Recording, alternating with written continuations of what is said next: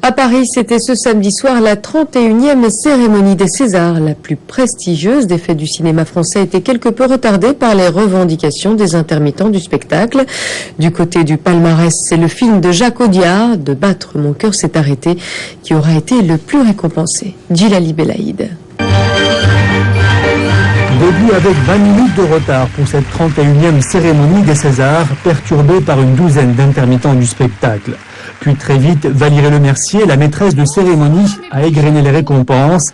Cette année, 8 prix sur 19 sont allés au film De battre mon cœur s'est arrêté de Jacques Audiard. Meilleur film, meilleur réalisateur, entre autres. Le film raconte le parcours d'un jeune agent immobilier véreux qui va trouver sa rédemption personnelle par le piano. Le César de la meilleure actrice est allé à Nathalie Baye dans Le Petit Lieutenant de Xavier Beauvois. Meilleur acteur, Michel Bouquet dans Le Promeneur du Champ de Mars de Robert Guédiguian. Autre récompense marquante, le César du meilleur scénario original pour Va, Vie et Devient de Radou Miailianou. Le film évoque le racisme à l'encontre des Falachas, ces juifs éthiopiens envoyés en Israël au milieu des années 80.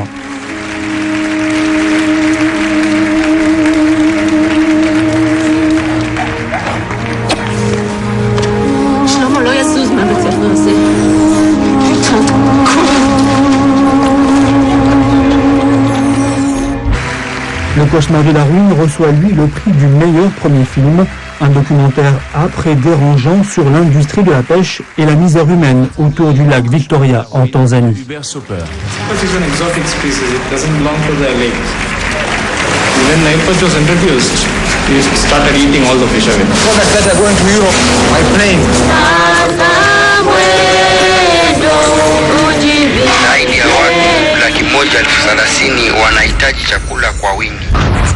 $1 million baby. César 2004 pour Mystic River, Clint Eastwood récidive.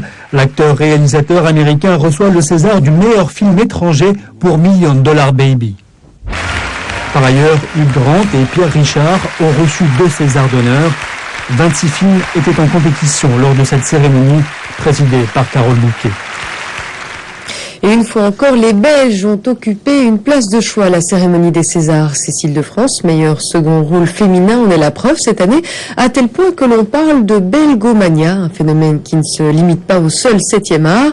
Que ce soit dans le stylisme, les arts plastiques ou le théâtre, les Français affectionnent l'humour déjanté, la dérision et la créativité de leurs voisins du Nord. Corinne Portier.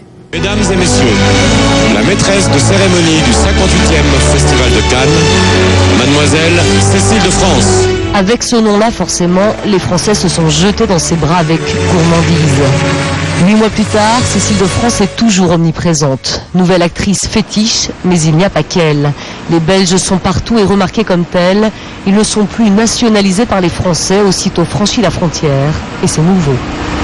Les blagues sur les Belges, c'est fini, quoi, d'une certaine manière. Cela montre que, d'abord parce qu'ils les racontent mieux que nous, et ensuite parce qu'on voit bien que ce sont des gens qui ont énormément de talent, énormément de qualité, et qui seraient totalement déplacés de se moquer d'eux pour leur nationalité, quoi.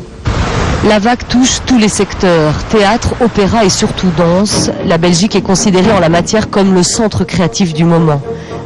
Le prestigieux Théâtre de la Ville a repéré le phénomène depuis 20 ans. Les compagnies belges, surtout flamandes, composent jusqu'à un tiers de la programmation. Dans l'attaque de la création, il y a beaucoup d'exigences, mais il y a beaucoup de fraîcheur, il y a beaucoup de naïveté même, il y a une façon d'aborder les problèmes qui est très différente des nôtres. Par exemple, théâtralement, ils osent tout. Ils apportent quelque chose qu'on ne sait pas faire, nous. Repérer et anticiper les modes, c'est le travail du bureau de style Nelly Rodi, connu dans le monde entier. Pour ces renifleurs de tendance, le phénomène va au-delà d'une belgomanie passagère. Je crois que c'est quelque chose qui va effectivement durer tant que les Belges conserveront cette ironie sur eux-mêmes et cet esprit de créativité et cette volonté d'expression de soi poussée à l'extrême. Donc ça durera tant qu'il y aura cette créativité-là. Si la Belgique commence elle-même à se renfermer, à plonger dans un côté un petit peu négatif, à se poser un peu trop de questions à la mode française, forcément ça va perdre de son attrait.